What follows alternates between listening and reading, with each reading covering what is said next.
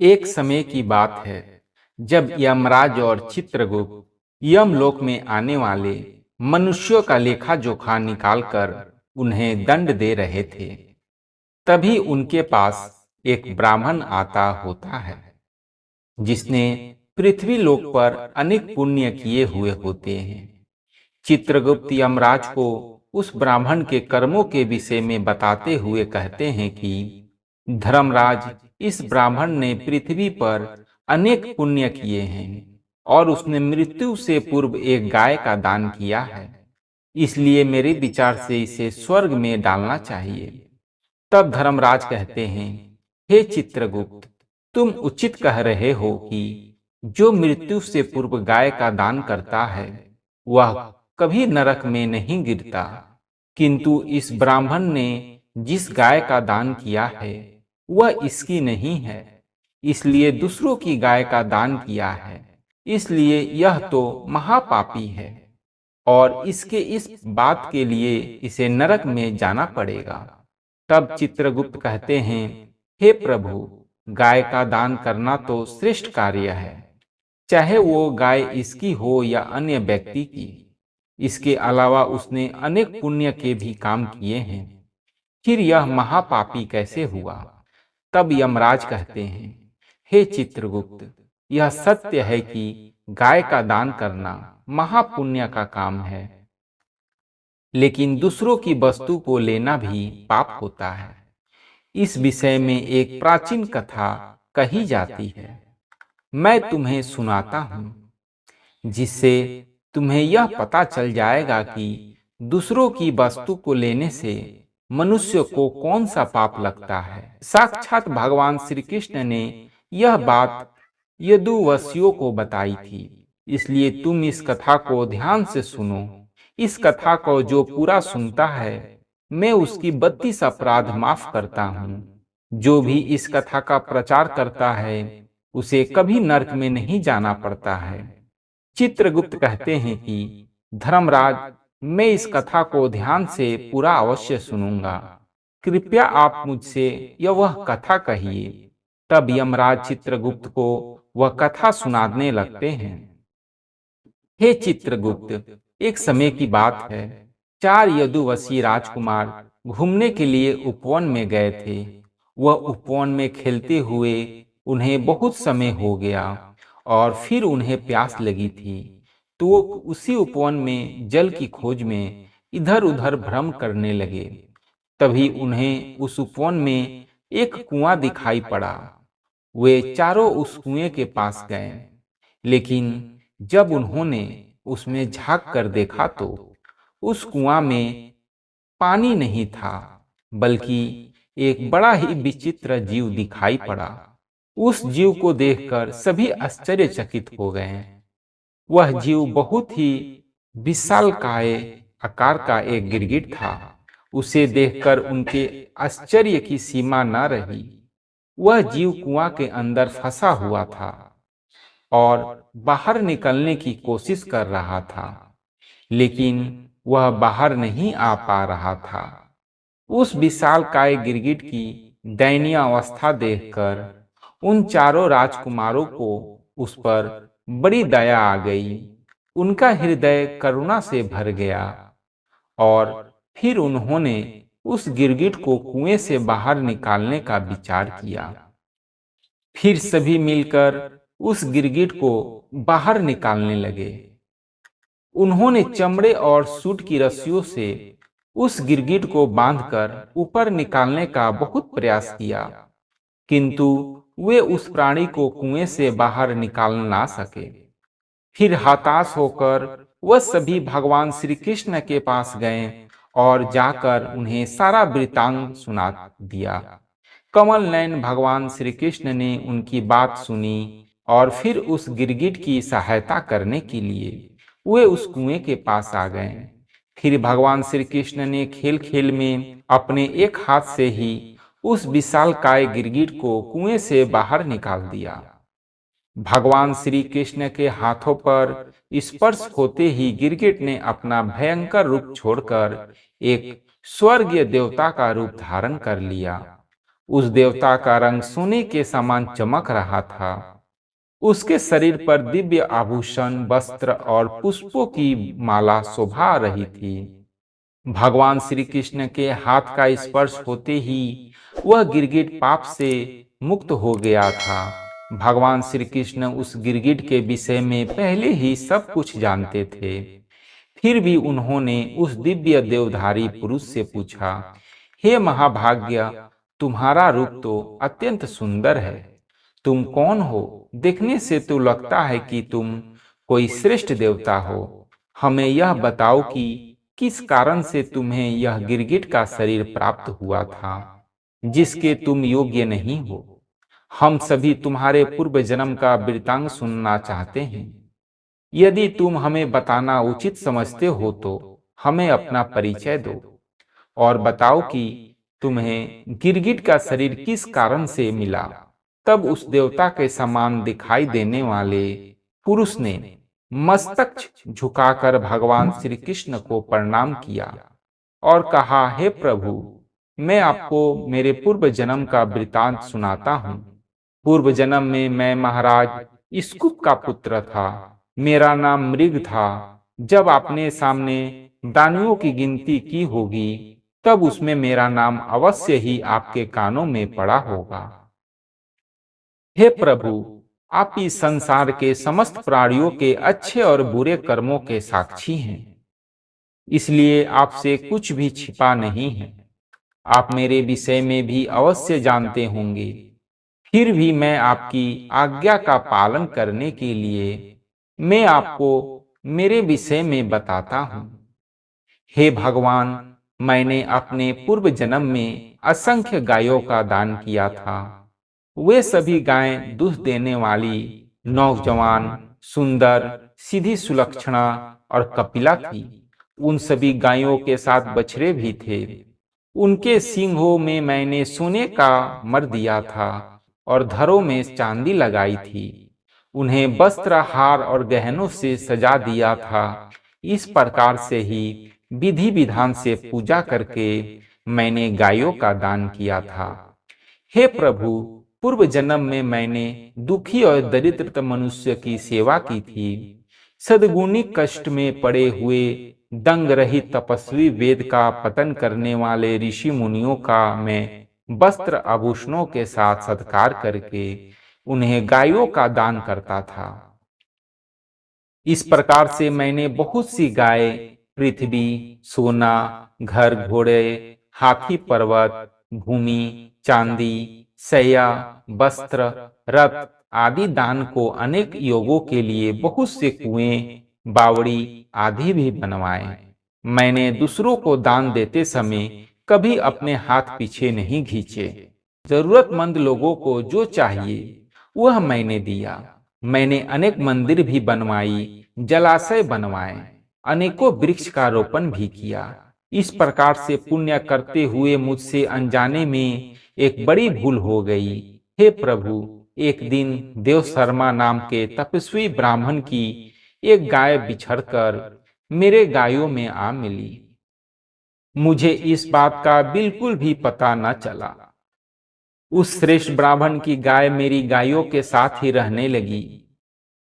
फिर मैंने अनजाने में ही उस गाय को किसी दूसरे ब्राह्मण को दान में दे दिया। जब वह ब्राह्मण उस गाय को लेकर चला गया तब रास्ते में उस गाय के असली स्वामी देवशर्मा अपनी गाय को पहचान लिया।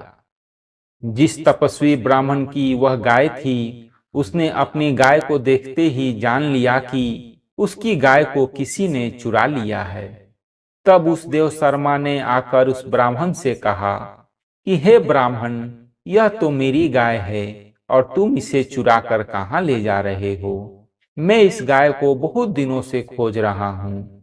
फिर जिस ब्राह्मण को मैंने गाय दान दी थी, उस ब्राह्मण ने कहा कि हे विप्रवर, यह तो मेरी गाय है। महावर, यह गाय मुझे दान में दी है, इसीलिए अब इसे लेकर मैं अपने घर पर जा रहा हूँ। देवशर्मा बोला, यह गाय तुम्हारी नहीं हो सकती। मैं अपनी गाय को भली भांति पहचान लेता हूँ। यह मेरी ही गाय है और तुम झूठ बोल रहे हो। महाराज मृग तो बड़े पुण्यते हैं, वह मेरी गाय चुरा कर तुम्हें क्यों दूंगे? अवश्य ही तुमने मेरी गाय चुराई है। फिर दान लेने वाला ब्राह्मण बोला, हे मुनि, मैं सत्य कह रहा हूं, यह गाय मुझे महाराज मृग ने ही दान में दी है। मैं भला आपकी गाय क्यों चुराऊंगा?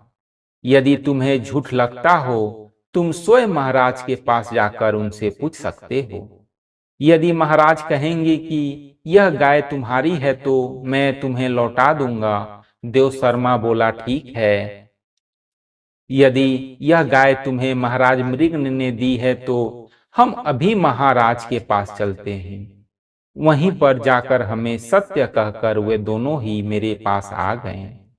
मेरे पास आकर दान लेने वाले ब्राह्मण ने कहा, हे राजन, आज आप ही ने मुझे यह गाय दान में दी है, किंतु यह ब्राह्मण कह रहा है कि यह गाय उसकी है और मैंने उसकी गाय चुराई है।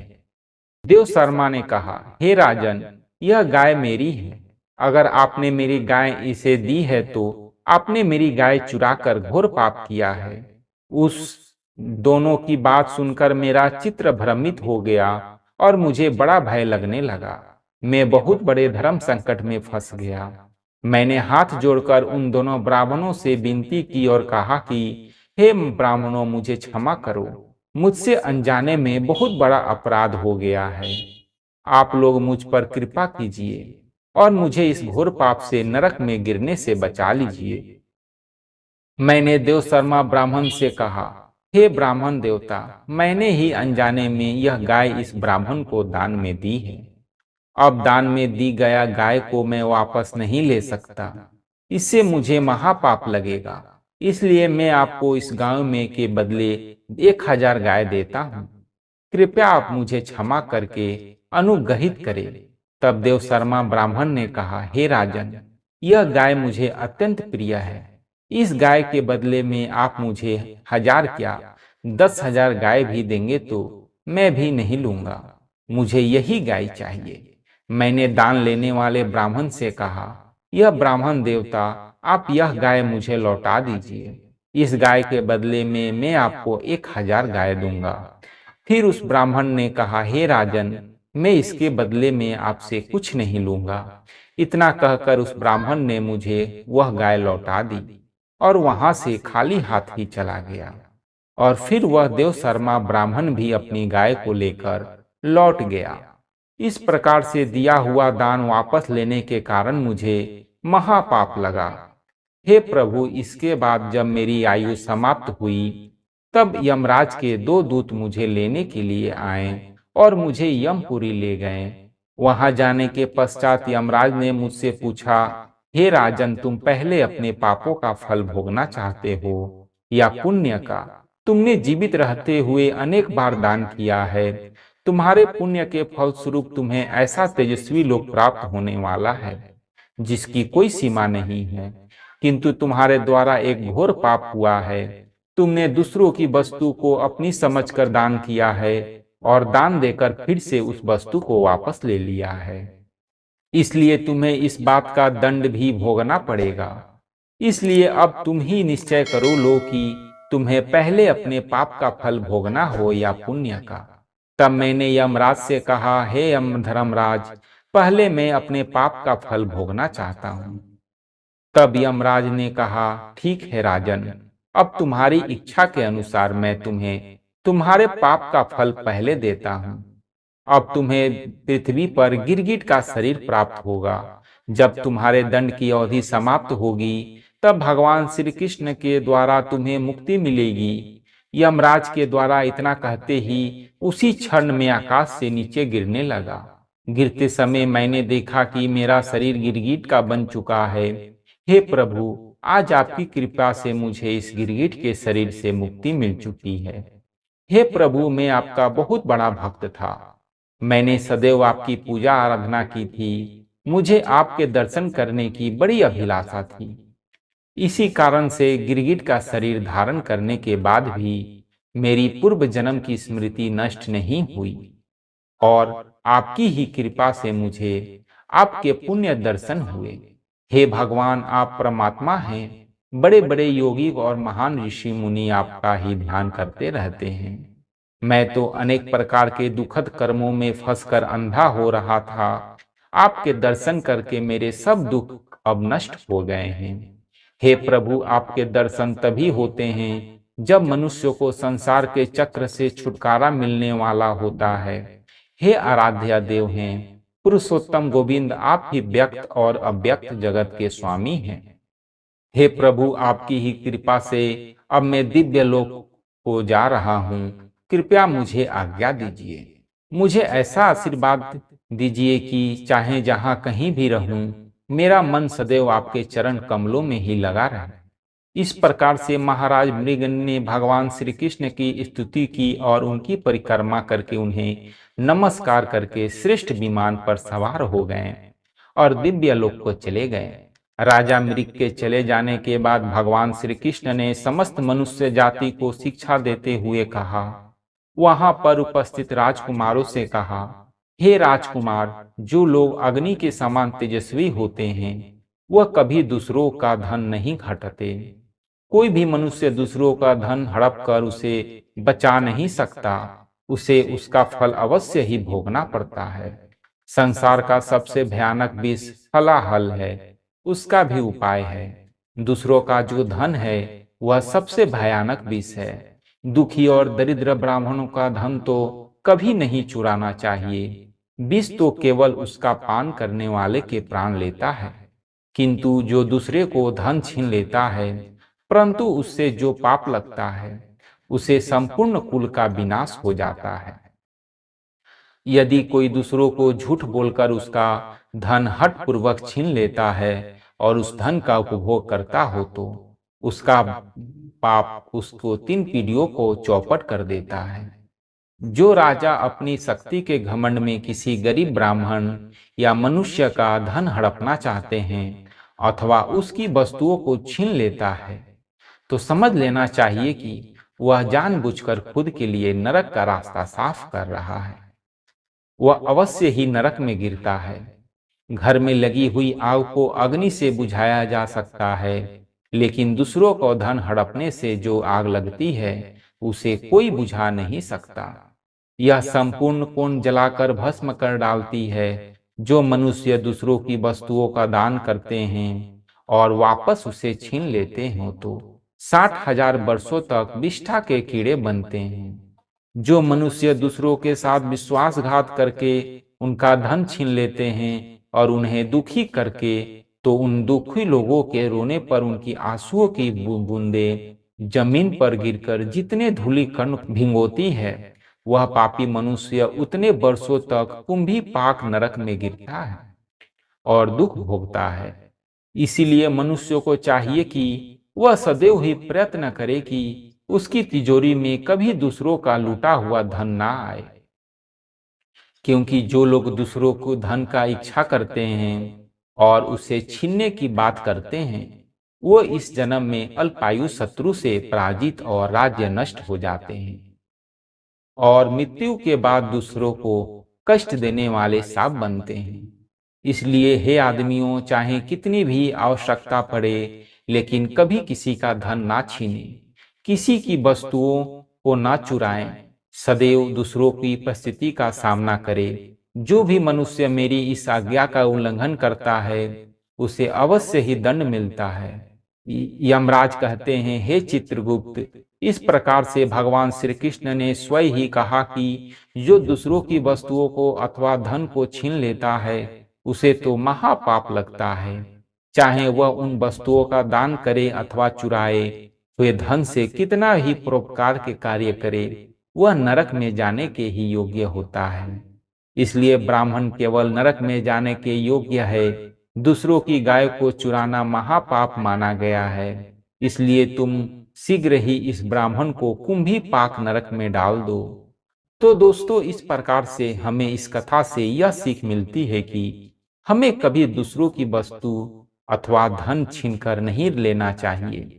आपको यह कथा कैसी लगी कमेंट करके अवश्य बताएं। जानकारी अच्छी लगी तो वीडियो को लाइक करें और कमेंट में जय श्री कृष्ण अवश्य लिखें।